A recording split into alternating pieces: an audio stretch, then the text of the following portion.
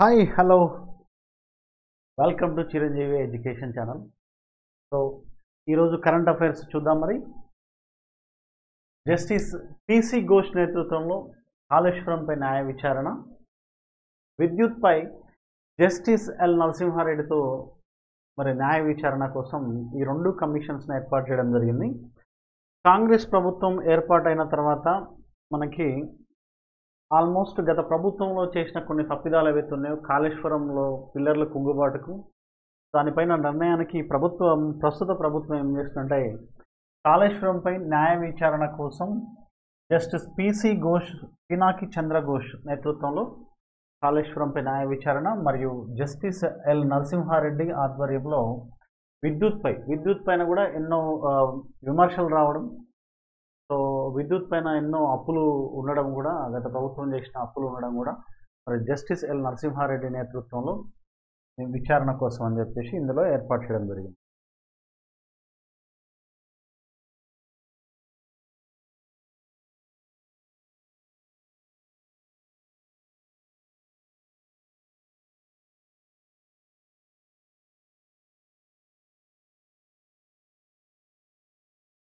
So ఇందులో మనకి కాళేశ్వరంపై commission, ఇంతకుముందు చెప్పుకున్న ఇన్ఫర్మేషన్ ఇది కూడా కాళేశ్వరంపై కమిషన్, జస్టిస్ పినాకి చంద్రబోస్ నేతృత్వం జ్యుడిషియల్ విచారణకు కేబినెట్ నిర్ణయం, యాదాద్రి భద్రాద్రి విద్యుత్ ప్లాంట్ నిర్మాణంపై justice L Narasimha Reddy, Yadadri and Bhadradri విద్యుత్ ప్లాంట్ నిర్మాణంపై జస్టిస్ ఎల్ నరసింహారెడ్డి అధ్యక్షతన మరో కమిషన్, రెండు కమిషన్లకు కూడా 100 రోజుల గడువు, సీఎం రేవంత్ అధ్యక్షతన సమావేశమైన క్యాబినెట్. నెక్స్ట్ క్యాబినెట్ నిన్న జరిగిన క్యాబినెట్ మీటింగ్లో 4.5 లక్షల ఇందిరమ్మ ఇండ్ల నిర్మాణం, త్వరలో అర్హులైన పేదలందరికీ కూడా తెల్ల రేషన్ కార్డులు, రేషన్ కార్డుతో ఆరోగ్యశ్రీ పథకాన్ని విడదీయాలని నిర్ణయం, ఎస్హెచ్జీలకు ఓఆర్ఆర్ చుట్టూ 30 ఎకరాలు, మహిళా సాధికార కోసం తెలంగాణ మహిళా శక్తి, ఉమెన్ ఎంపవర్మెంట్ కోసం తెలంగాణ మహిళా శక్తిని తీసుకురావడం చూస్తున్నారు. నెక్స్ట్ డిఎస్సి 2008 క్వాలిఫైడ్ అభ్యర్థులకు ఉద్యోగాలు ఇవ్వాలనే నిర్ణయం తీసుకున్నారు. నెక్స్ట్ ఓబీసీ ఎస్సీ ఎస్టీల కోసం కొత్తగా 16 కార్పొరేషన్లను ఏర్పాటు చేస్తున్నట్టుగా నిన్న జరిగిన క్యాబినెట్ మీటింగ్లో నిర్ణయాలన్నమాట. తర్వాత మనకి మహిళల్లో 5 ఏళ్లలో 1 కోటి మంది మహిళా కోటీశ్వరులను తయారు చేస్తామని నేనే బాధ్యత తీసుకుంటున్నా అంటున్న సీఎం గారు. సో ఇది నిన్న జరిగిన ముఖ్యమైన క్యాబినెట్ మీటింగ్లో జరిగిన అంశం. వైద్య కాలేజీల్లో 4356 అధ్యాపక పోస్టుల భర్తీ, రాష్ట్ర వైద్య ఆరోగ్య శాఖ నిర్ణయం, కాంట్రాక్టు గౌరవ వేతన పద్ధతిలో నియామకం, 16న ఆయా ప్రభుత్వ వైద్య కళాశాలల్లో ఇంటర్వ్యూలు నియామకం. 5 ఏళ్లలో 1 కోటి మంది మహిళా కోటీశ్వరులు, వడ్డీ లేని రుణాల పథకాన్ని తిరిగి ప్రారంభిస్తున్నట్లు వెల్లడి, మహిళా శక్తి మహిళా సదస్సులో ప్రసంగం. ఇక్కడ ఎస్హెచ్జీలు సెల్ఫ్ హెల్ప్ గ్రూప్స్ ఏవైతే ఉన్నాయో స్వయం సహాయక సంఘాలలో మహిళలకి 63 లక్షల మంది మహిళలను కోటికి పెంచాలి. ప్రస్తుతం రాష్ట్రంలో 63 మంది సెల్ఫ్ హెల్ప్ గ్రూప్స్లో ఉన్నారు, స్వయం సహాయక గ్రూపులో ఉన్నారు. వీరిని 1 కోటి మందికి పెంచాలని చెప్పేసి మరి నిర్ణయం తీసుకోవడం జరిగింది, టార్గెట్గా పెట్టుకోవడం జరిగింది. డిఏఓ హెచ్డబ్ల్యూఓ పరీక్షల షెడ్యూల్ విడుదల, జూన్ 24 నుంచి హెచ్డబ్ల్యూఓ పరీక్షలు, జూన్ 30న 2 సెషన్లలో డిఏఓ పరీక్ష, టీఎస్పీఎస్సీ వెల్లడి. ఇది యాక్చువల్లీ మనకి ఎప్పుడో 2 సంవత్సరాల క్రితం ఫస్ట్ టైం పేపర్ లీకేజ్ అయినప్పుడు ఈ పేపర్ని రద్దు చేయడం జరిగింది, పెట్టిన ఎగ్జామ్స్ రద్దు చేయడం జరిగింది. మళ్ళీ ఎగ్జామ్ నిర్వహించాలని చెప్పేసి టీఎస్పీఎస్సీ నిన్న ఒక నోటిఫికేషన్ రిలీజ్ చేయడం జరిగింది. సో దానికి అనుకూలంగా మరి ఎవరైతే అభ్యర్థులు ఉన్నారో ఈ డిఏఓకి మరియు హాస్టల్ వెల్ఫేర్ ఆఫీసర్లకి ఎవరైతే ఎగ్జామ్కి అప్లై చేసిరో జూన్ 24 నుంచి హెచ్డబ్ల్యూఓ ఎగ్జాము, జూన్ 30న డిఏఓ ఎగ్జామ్ ఉంటుందని టీఎస్పీఎస్సీ వెల్లడించడం జరిగింది. తుది తీర్పు మేరకే గురుకులాల లెక్చర్ల నియామకం అని చెప్పేసి బోర్డు తెలియజేస్తుంది.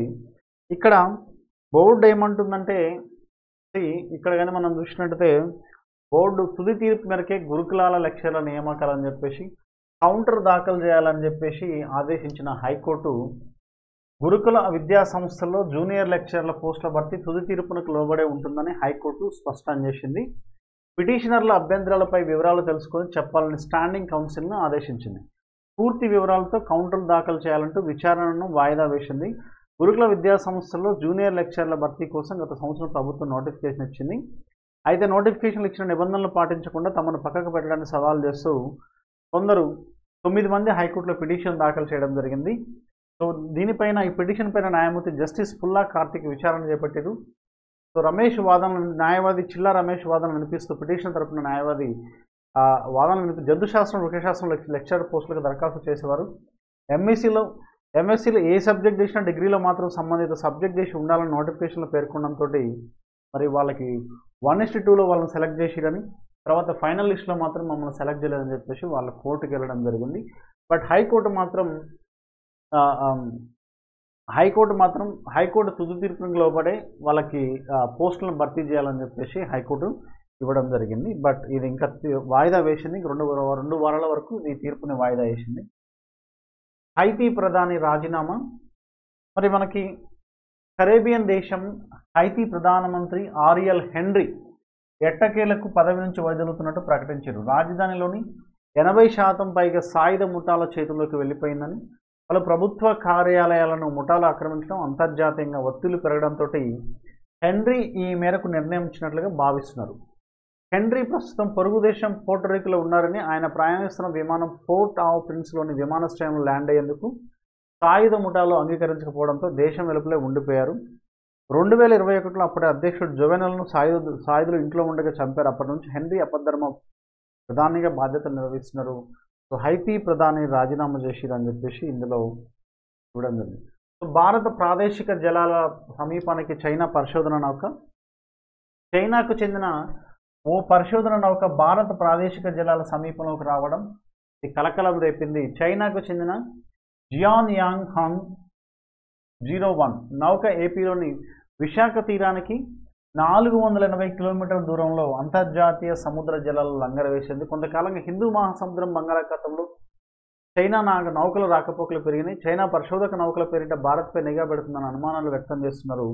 సరిగ్గా అగ్ని-5 క్షిపణి ప్రయోగం చేపట్టే సమయంలోనే చైనా నౌక భారత తీరానికి చేరువలోకి రావడం కొన్ని అనుమానాలకు తావిస్తుంది.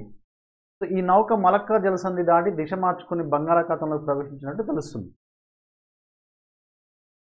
సో సముద్ర గర్భంలో 10,000 అడుగుల లోతున్న పరిశోధించగల అత్యాధునిక రిమోట్ సెన్సింగ్ వ్యవస్థలు ఈ నౌకలో ఉన్నట్టుగా భారత్ నేవీ అనుమానిస్తుంది. భారత్కు చెందిన 3 అణు బాలిస్టిక్ మిజైల్ సహిత జలంతర్గాములు, పలు కీలక ఆయుధ వ్యవస్థలు స్థావరంగా ఉన్న విశాఖ నౌకాస్థావరానికి సమీపానికి నౌకాచన రావడంతో భారత ప్రభుత్వం అప్రమత్తమైంది. సో ఈ విధంగా మనకి చైనాకు చెందిన జియాన్యాంగ్ హాంగ్ 01 నౌక ఈ ఏపీలోని విశాఖ తీరానికి 480 కిలోమీటర్ల దూరంలో మరి అంతర్జాతీయ సముద్ర జలాల్లోకి అడుగుపెట్టింది.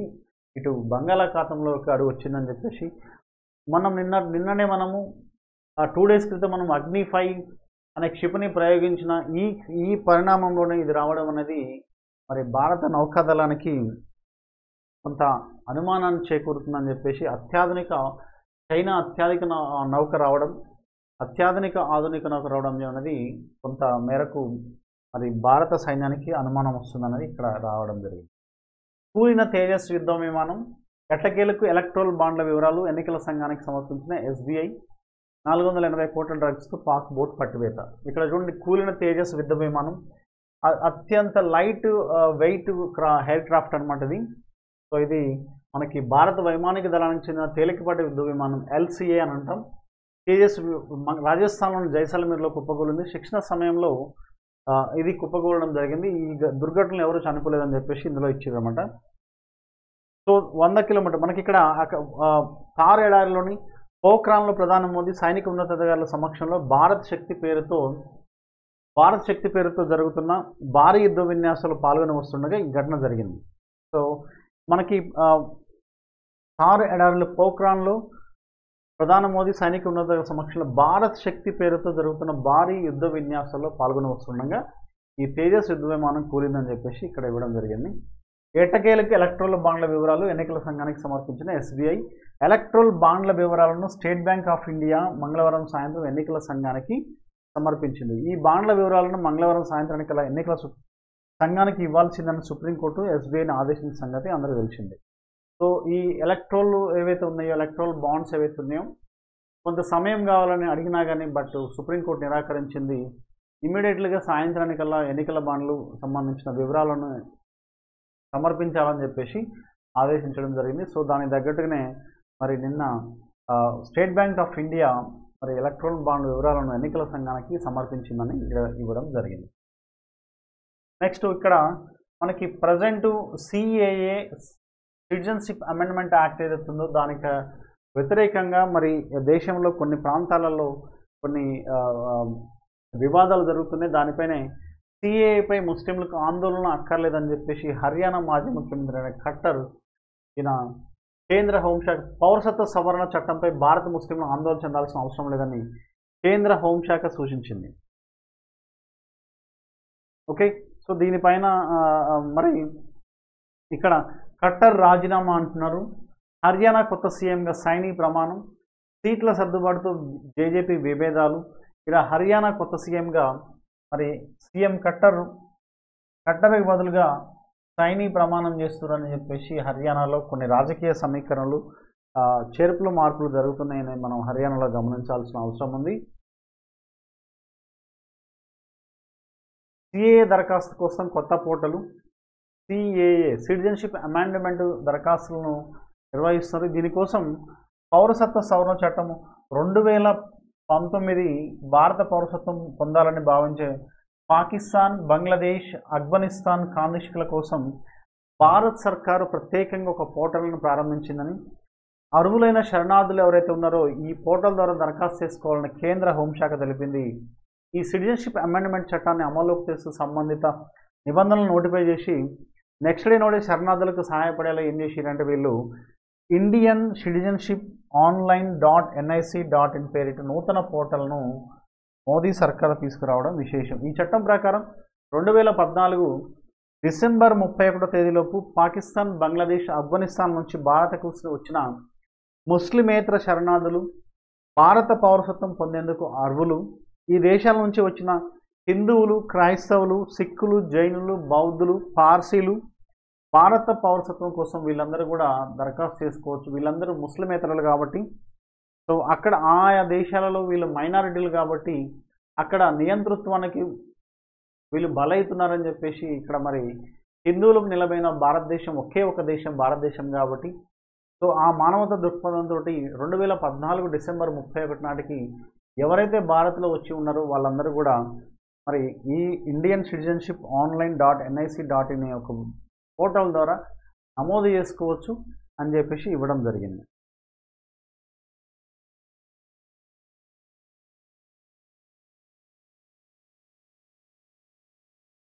సో ఇక్కడ రైలు పట్టాలపై జీవితం ఆరంభించానని, రైల్వే శాఖ కష్టాలు, ప్రయాణికుల ఇబ్బందులు తనకు తెలుసు అని చెప్పేసి ప్రధాని మోదీ గారు కేంద్ర ప్రభుత్వ నిధులు అందుబాటులోకి వచ్చాయని గుజరాత్లో ప్రధాని మోదీ 1,06,000 కోట్ల విలువైన ప్రాజెక్టులు ప్రారంభం, 10 నూతన వందే భారత్ రైలుకు పచ్చజెండా ఊపిరు. పోఖ్రాన్లో అబ్బురపరిచిన భారత్ శక్తి పేరుతోటి పోఖ్రాన్లో అక్కడ మరి కొన్ని సైనిక విన్యాసాలు నిర్వహిస్తున్నారు. భారతదేశ ఆత్మనిర్భర్ భారత్ ఆత్మవిశ్వాసం, ఆత్మగౌరవానికి పోఖ్రాన్ ఒక ఘనమైన సాక్షి ప్రధాని మోదీ వ్యాఖ్యానించి రాజస్థాన్ రాష్ట్రం పోఖ్రాన్లో ఫీల్డ్ ఫైరింగ్ రేంజ్లో మంగళవారం భారత త్రివిధ దళాలతోటి భారత్ శక్తి పేరిట సైనిక విన్యాసాలు నిర్వహిస్తున్నారు. దాదాపు 50 నిమిషాల పాటు జరిగిన ఈ విన్యాసాలను మోదీ తిలకించారు.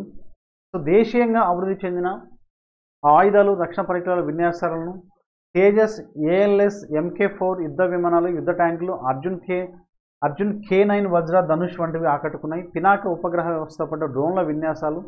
సో ఈ విధంగా మరి దేశీయంగా అభివృద్ధి చేసిన ఆయుధాలు, రక్షణ వ్యవస్థ సంబంధించిన అంశాలు ఏవైతున్నాయో వీటన్నిటిని కూడా భారత్ శక్తి పేరిట త్రివిధ దళాలు విన్యాసం నిర్వహించడం జరుగుతుంది రాజస్థాన్లోని పోఖ్రాన్లో. Okay, right.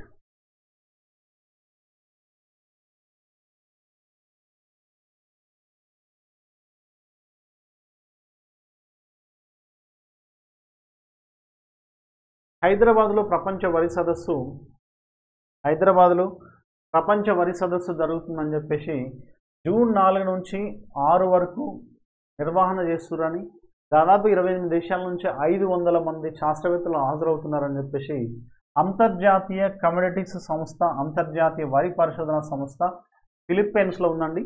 సంయుక్త ఆధ్వర్యంలో అంతర్జాతీయ కమోడిటీస్ సంస్థ మరియు అంతర్జాతీయ వరి పరిశోధన సంస్థ ఈ రెండింటి సంయుక్త ఆధ్వర్యంలో హైదరాబాదులో ప్రపంచ వరి సదస్సు నిర్వహిస్తున్నట్లు వ్యవసాయ శాఖ మంత్రి తుమ్మల నాగేశ్వరరావు గారు వెల్లడించడం జరిగింది. ఇది వచ్చే నెల 4 నుంచి జూన్ 4 నుంచి 6 వరకు నిర్వహిస్తున్నారని, సో ఇందులో రాష్ట్ర ప్రభుత్వం భాగస్వామిగా ఉంటుందని చెప్పేసి ఇందులో వివరించడం జరిగింది. ఓకే, సో మన దేశం నుంచి బియ్యం ఎగుమతులు 1,70,86,092 టన్నులు కాగా, అందులో తెలంగాణ నుంచి కేవలం 22,498 మెట్రిక్ టన్నులను పేర్కొంది. తెలంగాణ నుంచి దాదాపుగా 8,000 క్వింటాన్ల సర్టిఫైడ్ విత్తనాన్ని కూడా వివిధ దేశాలకు ఎగుమతి చేస్తున్నారని వివరించారు. సో ఈ విధంగా మరి దేశం నుంచి 1,77,00,000 మెట్రిక్ టన్నులను మనం ఎగుమతులు చేస్తుంటే భారతదేశం నుంచి, అందులో తెలంగాణ నుంచి కేవలం 22,498 మెట్రిక్ టన్నులు అని చెప్పేసి, మరియు 8,000 క్వింటాల సర్టిఫైడ్ విత్తనాన్ని వివిధ దేశాలకు ఎగుమతి చేస్తున్నామని చెప్పేసి తుమ్మల నాగేశ్వరరావు గారు అంటున్నారు.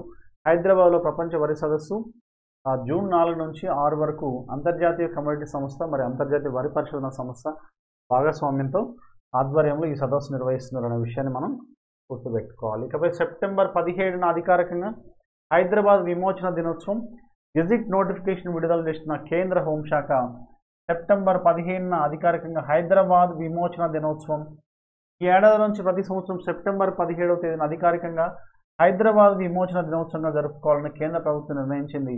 హైదరాబాద్ను విముక్తి చేసిన అమరవీరులను స్మరించుకోవడంతో పాటు యువతలో దేశభక్తి జ్వాలను నింపేందుకు ప్రతి సంవత్సరం హైదరాబాద్ విమోచన దినోత్సవాన్ని తప్పనిసరిగా నిర్వహించాలని కేంద్ర హోంశాఖ స్పష్టం చేసింది. దీనికి తగ్గట్టుగా కేంద్ర హోంమంత్రి శాఖ ఒక గెజిట్ నోటిఫికేషన్ విడుదల చేయడం జరిగింది. 1947 ఆగస్టు 15 దేశానికి స్వతంత్రం వచ్చిన తర్వాత 13 నెలల పాటు నిజాం పాలనలోనే ఉన్న హైదరాబాద్ ప్రాంతం 1948 సెప్టెంబర్ 15న ఆపరేషన్ పోలో పోలీస్ చర్య ద్వారా నిజాం పాలన నుంచి విముక్తి పొందిన విషయం తెలిసింది. ఈ నేపథ్యంలో సెప్టెంబర్ 17వ తేదీన హైదరాబాద్ విమోచన దినోత్సవంగా నిర్వహించాలనే ప్రజల డిమాండ్కు అనుగుణంగా కేంద్ర ప్రభుత్వం హోం మంత్రిత్వ శాఖ గెజిట్ నోటిఫికేషన్ విడుదల చేయడం జరిగింది. సో ఇప్పటి నుంచి అధికారికంగా హైదరాబాద్ విమోచన దినోత్సవం జరుపుకోవాలి సెప్టెంబర్ 15 అని చెప్పేసి ఇవ్వడం జరిగింది. సో కొత్తగా 16 కార్పొరేషన్లు కుల వృత్తులకు ఆర్థికంగా అండ, అర్హులందరికీ తెల్ల రేషన్ కార్డులు ఇవ్వాలని, కార్డుతో సంబంధం లేకుండా ఆరోగ్యశ్రీ కల్పించాలని, 2008 డిఎస్సీ అభ్యర్థులకు ఉద్యోగాలని, మహిళా సంఘాల ఉత్పత్తులకు బ్రాండింగ్ కల్పించాలని చెప్పేసి నిన్న క్యాబినెట్ మీటింగ్లో నిర్ణయాలు తీసుకోవడం జరిగింది. ఇక్కడ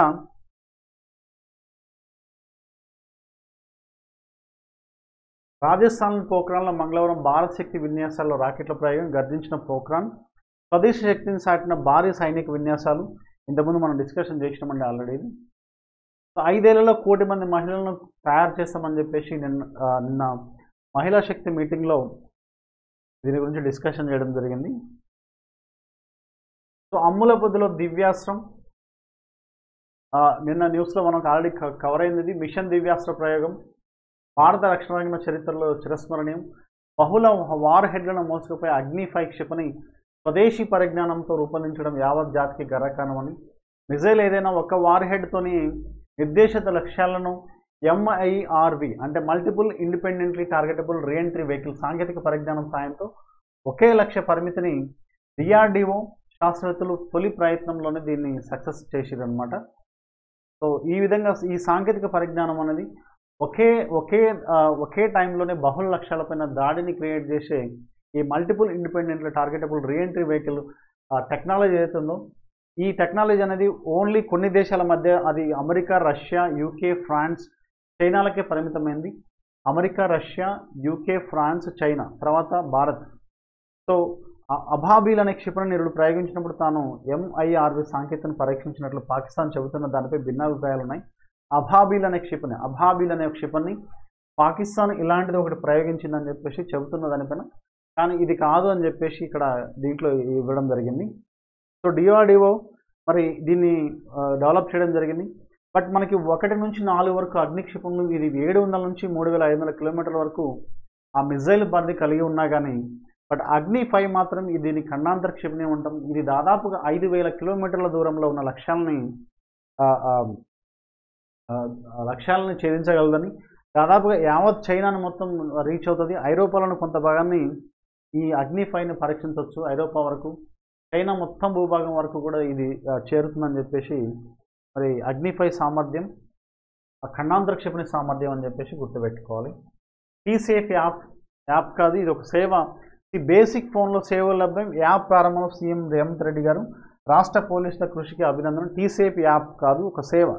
ఇక్కడ టీసేఫ్ అనేది, ఈ యాప్ అనేది ఏంటిదంటే తెలంగాణ పోలీసులు రూపొందించిన టీసేఫ్ యాప్ మాత్రమే కాదని, అది సేవ అని ముఖ్యమంత్రి రేవంత్ పేర్కొన్నారు. చిన్నారుల భద్రత కోసం ట్రావెల్ సేఫ్ పేరిట తెలంగాణ మహిళా భద్రత విభాగం అందుబాటులో తెచ్చింది. చిన్నారుల భద్రత కోసము ట్రావెల్ సేఫ్ పేరిట తెలంగాణ మహిళా భద్రత విభాగం అందుబాటులోకి తెచ్చిన ఈ సేవల్ని సచివాలయంలో నిన్న ఆవిష్కరించడం జరిగింది. ఈ సేవలను పొందేందుకు స్మార్ట్ ఫోన్ ఉండాల్సిన అవసరం లేదని, యాప్ను డౌన్లోడ్ చేయాల్సిన పని లేదని, మహిళా చేతిలో బేసిక్ ఫోన్ ఉన్న ఈ టీసేఫ్ సేవల్ని పొందే వీలుందని, మహిళలు చిన్నారుల భద్రతకు నిరంతరం కృషి చేసిన రాష్ట్ర పోలీసులని సీఎం గారు అభినందించారు. సో దీని చిన్నపిల్లలకి మరియు మహిళలకి ఇది నిరంతరం ఈ సేఫ్ అని చెప్పేసి ఈ టీసేఫ్ అనేది యాప్ని, ఇది ఓన్లీ స్మార్ట్ ఫోన్ ఉండాల్సిన అవసరం లేదు, నార్మల్ ఫోన్ ఉన్నా కానీ ఇది ఉపయోగపడుతుంది, దీన్ని ఉపయోగించవచ్చు అని చెప్పేసి దీంట్లో క్లియర్గా మనకి ఇవ్వడం జరిగింది. Okay, right. రణధీర సీతక్క పుస్తకావిష్కరణ. మంత్రి సీతక్కపై రచయిత అప్నాల శ్రీనివాస్ రాసిన రణధీర సీతక్క పుస్తకాన్ని, రణధీర సీతక్క అప్నాల శ్రీనివాస్ రాసిండనమాట. సో ఈ పుస్తకాన్ని ఆవిష్కరించారు సీఎం గారు. మిషన్ దివ్యాస్త్రలో మహిళామణులు, మనకి ఇంతకుముందు మనం మాట్లాడుకున్న మిషన్ దివ్యాస్త్ర సక్సెస్లో మహిళామణుల యొక్క కృషి ఉందని, హైదరాబాద్ మిస్సైల్ కాంప్లెక్స్లో MIRV పరిజ్ఞానం అభివృద్ధి చేసిన దాంట్లో రక్షణ రంగంలో భారత్ సాధించిన మరో విజయం మిషన్ దివ్యాస్త్ర. బహుళ వార్ హెడ్లను మోసుకెళ్లే అగ్ని 5 క్షిపణిని సోమవారం విజయవంతంగా పరీక్షించిన విషయం తెలిసింది. మిషన్ దివ్యాస్త్ర పేరిట చేపట్టిన ఈ ప్రతిష్టాత్మక ప్రాజెక్టులో multiple independent targetable reentry vehicle DRDO శాస్త్రవేత్తలు అభివృద్ధి చేసిరు. హైదరాబాద్ మిస్సైల్ కాంప్లెక్స్లోని DRDO ASL శాస్త్రవేత్త చీనా రాణి ప్రాజెక్టును ముందు నడిపించిరని, చీనా రాణి ఈ ప్రాజెక్టును ముందు ఇందులోని కీలక సభ్యులంతా మహిళలే కావడం విశేషమని, PD శంకరి, ఉషావర్మ, విజయలక్ష్మి, సుఖ్వాని, నీరజ, వెంకటమణి ముఖ్య పాత్ర పోషించారని, హైదరాబాద్లోని ASL అసోసియేట్ డైరెక్టర్ చీనా రాణి ఈ ప్రోగ్రామ్ డైరెక్టర్గా ఉన్నారని చెప్పేసి, ఆమె ఎలక్ట్రానిక్స్ అండ్ కమ్యూనికేషన్ ఇంజనీరింగ్ పట్టభద్రురాలని, 8 ఏళ్ళు విక్రమ్ సారాభాయ్ స్పేస్ సెంటర్లో పనిచేసిరు. 1999లో DRDOలో చేరారు. అగ్ని క్షిపణులకు సంబంధించి అన్ని శ్రేణులు లాంచ్ కంట్రోల్ సిస్టమ్స్పై పనిచేస్తున్నారని, వీరి బృందం 3 సంవత్సరాలుగా పనిచేస్తుందని, ఈ ప్రాజెక్టు విజయవంతం కావడంపై కంచన్బాగ్లోని అడ్వాన్స్డ్ ల్యాబొరేటరీ సిస్టంలోని శాస్త్రవేత్తలు ఆనందం వ్యక్తం చేశారు. ఈ క్షిపణిలో బహుళ వార్ హెడ్లను మోసుకెళ్లగడం, అందులోనూ ఎక్కువ దూరం వెళ్లేలా చేయడం గొప్ప విషయమని, రక్షణ రంగంలో ఇది మరో ముందడిగానే అత్యాధునిక దేశాల సరసన భారత్ నిలిపిన శాస్త్రవేత్తలకు అభినందనలని DRDO మాజీ చైర్మన్ డాక్టర్ సతీష్ రెడ్డి పేర్కొన్నారు. సో ఇది చాలా గొప్ప విషయం అండి. ప్రపంచ దేశాల సరసన జైసల్మేర్లో నేలకొల్లిన తేజస్ మనం ఇంతకుముందు చూసినాం ఆల్రెడీ. అంతరిక్షం నుంచి తిరిగి వచ్చిన వ్యోమగాములు, భూకక్షలోని అంతర్జాతీయ అంతరిక్ష కేంద్రం ISS international space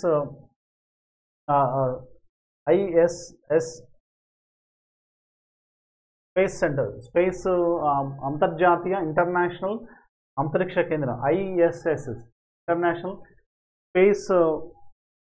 space centre అనేది అంటారండి. ISS ఇంటర్నేషనల్ స్పేస్ అండ్ కేంద్రం ISSS చెప్తా, విల్ టెల్ యూ లేటర్.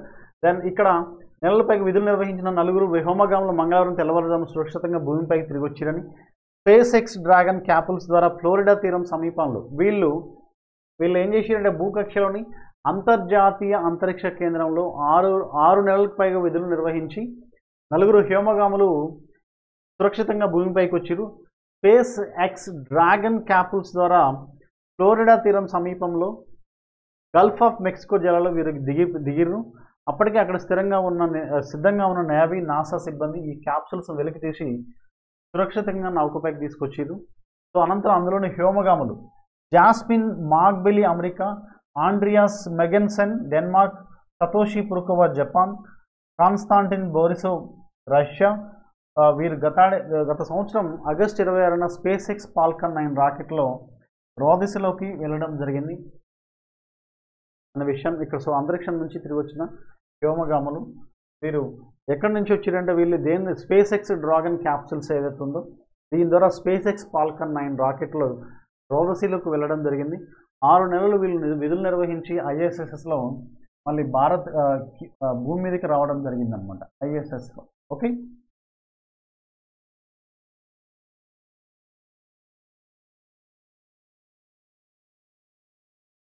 భారత ఎన్నికల కమిషన్తో గూగుల్ జట్టు ప్రజలకు సులువుగా సమాచారం అందివ్వడానికే భారత ఎన్నికల సంఘంతో గూగుల్ భారత ఎన్నికల కమిషన్ ECIతో గూగుల్ చేతులు కలిపింది.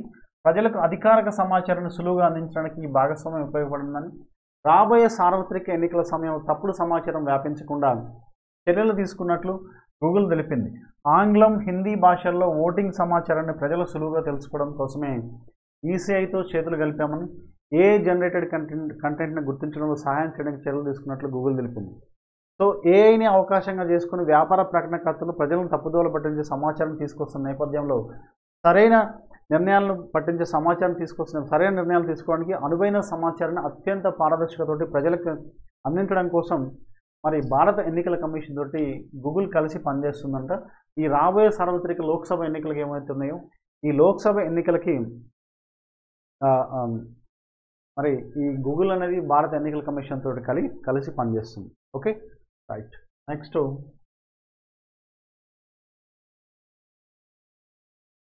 ఓకే, సో ఇవి మనకి ఈరోజు సంబంధించిన ముఖ్యమైన కరెంట్ అఫైర్స్. మళ్ళీ రేపటి క్లాస్లో మళ్ళీ కలుద్దాం. So thank you one and all.